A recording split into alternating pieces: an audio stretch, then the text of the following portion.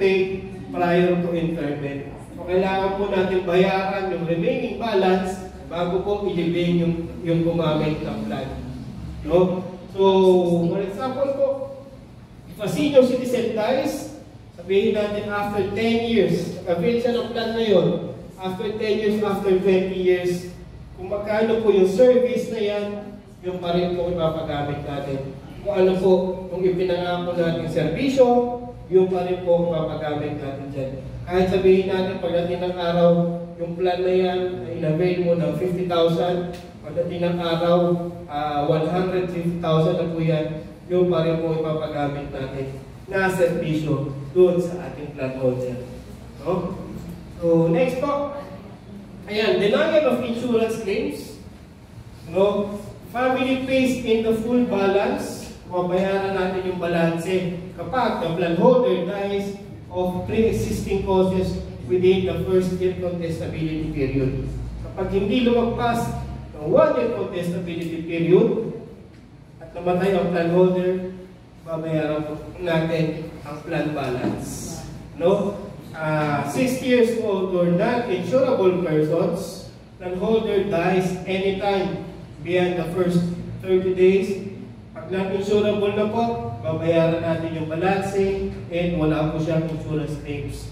And kapag pinagamit natin ang ating plan, no, ako ang plan holder, may namatay akong kapitbahay, pinagamit ko yung plan ko, babayaran na po yung remaining balance ng plan bago ilibing yung gumamit. You know? So, yun po ang ating plan assignment. You know? Other features po, you know? Transferable ang ating plan. Ako ang plan holder, you know? Hindi ko po maipagpatuloy ang pagbabayad, pwede ko po yung transfer sa kahit na sino.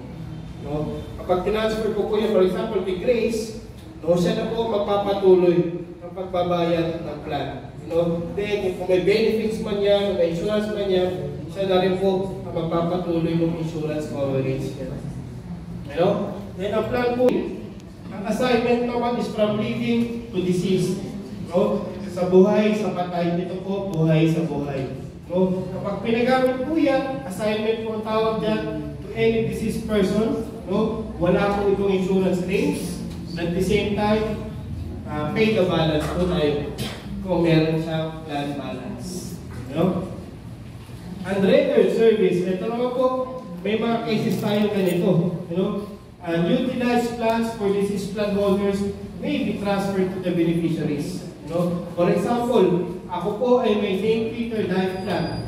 Hindi po alam ng aking misis na meron ako St. Peter Life Plan. So, ginawa niya, kumuha po siya ng serbisyo sa ibang punerarya. No? So, nalaman na lang niya after nung living na meron pala ako St. Peter Life Plan. So, ang gagawin lang po sa kanya, at tawag po dyan sa unrendered service, pupunta lang po siya sa opisina, sa pinakamalapit na opisina. Sasabihin lang po niya na hindi ko nagamit yung St. Peter ko. No? So yung St. Peter ko niya, kung pwede po yan i-transfer sa kanyang declared beneficiary. Kung siya ang declared beneficiary ko, sa kanya po mapupunta yung plan. Kung may claims man yan, pwede pa rin niyang kunin yung claims. Kung may cash assistance yan, sa kanya pa rin yan mapupunta. You know? Then kapag na-transfer na po sa kanya yung plan, yan po ay fully paid na, you know, yan po ay memorial service na lang. Wala na po yan insurance benefits na kasama. Kasi nagamit ko na, nakuha ko na yung benepisyo ko. You know? So, pwede mailipat ang hindi nagamit ng life plan. You know? So, summary of benefits, you know, ito po ay paying period. You know, ito naman po ay goodwill years. No? Dito po sa paying period po na yan, pag lagpas ng 1 year contestability period, pag ang plan holder po ay namatay, no, yung credit life, yung remaining balance is considered paid.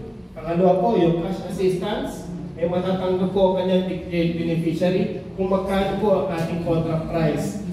Accidental death and dismemberment, and waiver of installment. No? So ito po lahat yung benepisyo during the paying period. Pagdating naman po ng goodwill years, ito fully paid na po yung plan natin dito. No? Kapag ang plan holder po ay namatay, may tatanggapin po yan na extended cash assistance. No? So, and memorial service.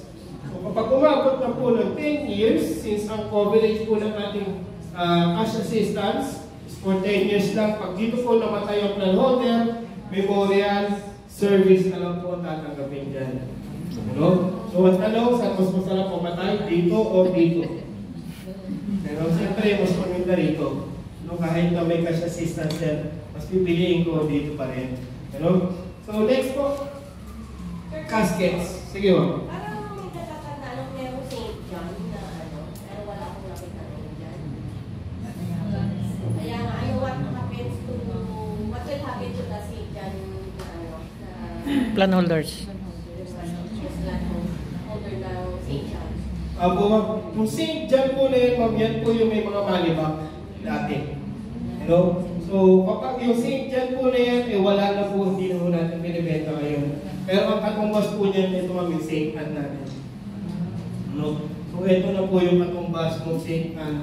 Parang 100, hindi ako nagkamali, 120,000 yata ang St. John natin. So, ang katumbas po niya ngayon, itong St. Anne po natin, 157,500. So, lahat naman po yan, may katumbas pa rin. Kahit yung mga lumang plan, may mga katumbas pa rin po sila rito. So, next po. Ito na po yung caskets. Hindi ko na po pinapasok dito kasi medyo masikip. So, pictures na lang po muna tayo. Ito po yung wood casket natin. Pero, pwede nyo rin po silipin mamaya dyan sa kabila. Open naman po yan. Huwag lang po tayo mahihiga muna. Silip lang po. And wood casket po ito, split lid cover. So, ito po ay naisasara din. Full glass po yan. Wood casket po, 53,000, 1,000 pesos po. Ang kanyang monthly. Ito naman po, St. Gregory natin. Ang contract price po is 57,000. 1,100 po ang kanyang monthly. Ito po ay metal casket na. So split lid, seat interiors, imported corners and handles. So ito po, ang pinagkaiba lang nila, halos parehas na po yan. Ang pinagkaiba nila, ito po ay wood, ito po ay metal. And yung mga handles lang po nila magkaiba lang din. So yan lang po ang pinagkaiba nila. So ang difference po nila is 100 pesos monthly. Naka-metal casket nila. Actually, mas mabenta po ito St. Gregory, ito sa St. George po natin. Then next po, ito naman yung St. Clair natin. 98,500 po ang kanyang contract price. Then ito po ay metal casket, kaya lang half glass na po ito. Ito po ay hindi na nabubuksan. So half glass na po yan. Yan po ay metal casket. Ito na po, St. Bernadette natin. Ito po ay metal casket. Ito po ay full glass na siya. So, sa mga nagpipicture po, meron po tayong website para mas mabilis. Mas makita. Doon nyo na lang screenshot para mas clear po yun. Kaysa dito kasama pa ako. Baka hindi ko bumili yung kalholders. Nakita ko ito. So, pwede nyo po yung screenshot na lang sa ating website. Ito po, metal casket siya, full glass po. Minsan ang gusto ng pamilya, half glass lang. Ang ginagawa nito, tinatakpan na lang po natin ng white dot yan o pinupuno na lang po ng bulaklak yan. So yan po, St. Bernadette po natin is 125,000. Then lastly, ang St. Anne po natin, ito po ay metal casket. Ang contract price po nito is 157,500. Noong 2018, kinuha ko yung father ko nito. Ito po ay 80,000 lang ang kanyang contract price. Ngayon po, 157,500 na siya. So ito po ang pinakamataas sa ating plan. St. Anne po, ito po ay double top, split lid, full lid covers. So kapag sara po nito, may isa pa po siyang cover dito. So, ito din po ay nabubuksan. So, naihaangat din po yan. Kapag ang plan holder po ay mahiyain, pwedeng sarado natin ito. Ito na lang bubuksan natin. Ayun pala kasi medyo mahiyain ito. You know? So, yan po ang ating mga caskets. You know? Dito naman sa ating, so, pag sinabi po natin admin, wala pong St. Peter plan yan. No? So, yung mga plan holders, gusto mag-avail ng plan at dumiretso ng St. Peter Chapels, iba po ang presyo nila. You know? So, yung admin price, ito po ang presyo dyan. Pag walang plan. You know? So, compare na po natin, dito muna tayo sa St. George. No? Ito po St. George, a wood casket. No? Ito po ay 53,000. No? So, St. George po natin, kapag walang plan, dumiretso ng St. Peter Chapels, 110,000 po ang babayaran din. So, napakalaking diferensya. You know? Yung St. Gregory po natin, 57,000. Ito po ay 155,000 po kanyang presyo. You know? So, pag-admit price, medyo mas mataas ang presyo. You know? Dito po sa admit price, cash ka agad yan na babayaran. One-time payment po yan. No? Dito po sa St. Peter Life Plan, pwede na po yung hulog-hulugan. Monthly, quarterly, semi-annual, annual, and spot cash po pwede po yan. No? Ang kagandiyan na. No? So, free insurance, may insurance din po yan na kasama. Pero, so, may nagmumulto na dito. Dito po wala siyang insurance. Ito po may insurance na. Ano? So, may mga benepisyo pa sa St. Peter Life Plan. Compared sa admin po natin na one-time payment, doon na po yung natatapos. You know? Pero, sa admin po natin, meron tayong 20% discount din. You know, pwede po natin yung discount niya. Kapag sino po siya po yung namatay, may discount po yan. Dito lang na sa St. Gregory. 155,000 minus 20% dahil senior citizen. Lalabas po yan, 124,000 pa rin. Taas pa rin. So, napakalayo pa rin po. Kaysa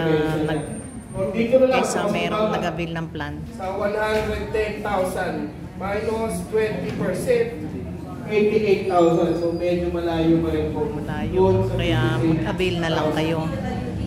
Dahil lahat naman ay tayo pupunta dito. May discount din po yan. Hello? So, kaya iba ang may plan. Dito po sa live, sa halos times 2. Mahigit pa. Times 2 ang presyo ka-at-need. So, yun po ang ating sabihin ng at-need, yung ikaw ay walang St. Peter plan. Ito po yung mga price list. No? May mga price list po kayo.